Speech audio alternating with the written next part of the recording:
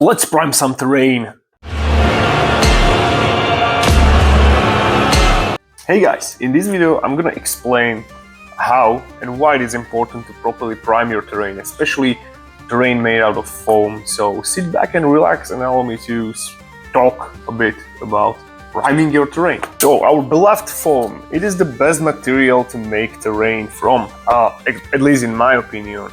But it has one big downside, and that is like it can be sometimes really brittle and it can chip.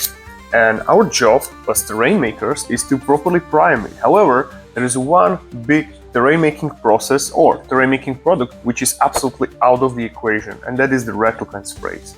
Now, previously in the past, I was able to prime some foam terrain with reticlant spray. There is this trick where you grab a hairdryer in one hand and sorry for that.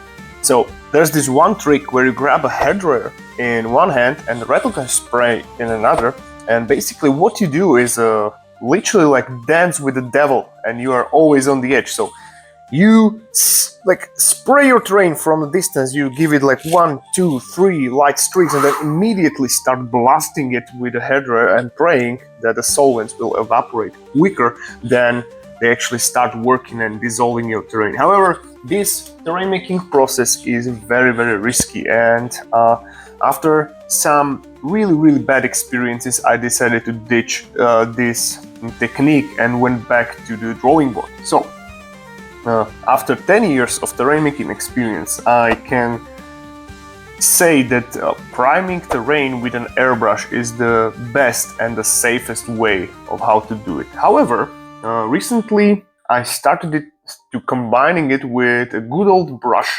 technique, and allow me to explain what I mean by that. So you mix your primer from cheap craft paint. Now this does not have to be expensive paint or high quality paint. Ideally you find a brand of craft paints which are high in pigment and low in price. Yeah, so they do exist, but you have to like keep searching, and it heavily depends on the country to country.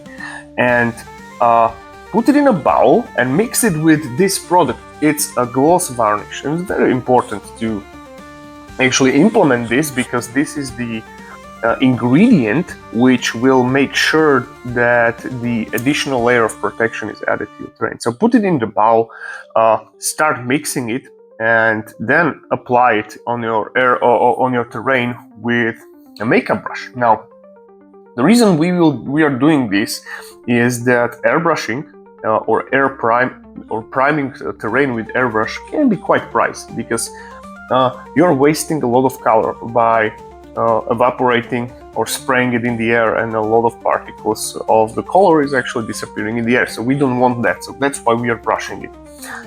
Another reason why we are like first layer brushing it is that we actually break the smooth factory surface of the foam, which many foam machines are coming with, because this nasty factory surface, it's glossy.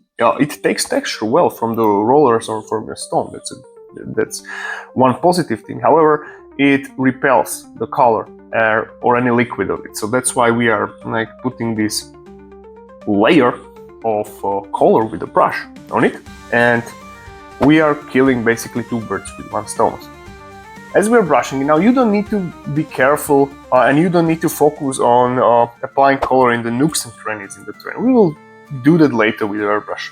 So as you put your first layer and cover most of the terrain piece with a brush, now it's time to go with airbrushing, and now this time we will make sure that everything is covered. So the way I airbrush, or how I approach airbrushing the terrain, is that you need to mix special primer. And again, our beloved gloss varnish is an important ingredient, and this time I highly recommend you to invest in high quality paint. My colors of choice are colors or paints from Pro Acryl, because they are just the best for the airbrushing. So grab these or any other, well, according to your liking. Put them in the airbrush cup or any mixing cup and apply a bit of gloss varnish, just a few drops to make sure that there is this additional layer of protection added, and then add a flow improver. Mix it and start spraying it.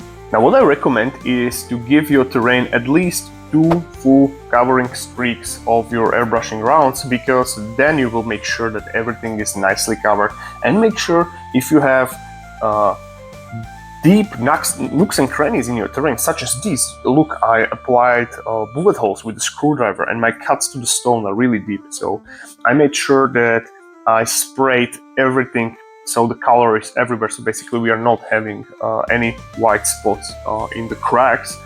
And to be further sure, this precious terrain was oil washed, so the black oil wash is covering our mistake, so that is good.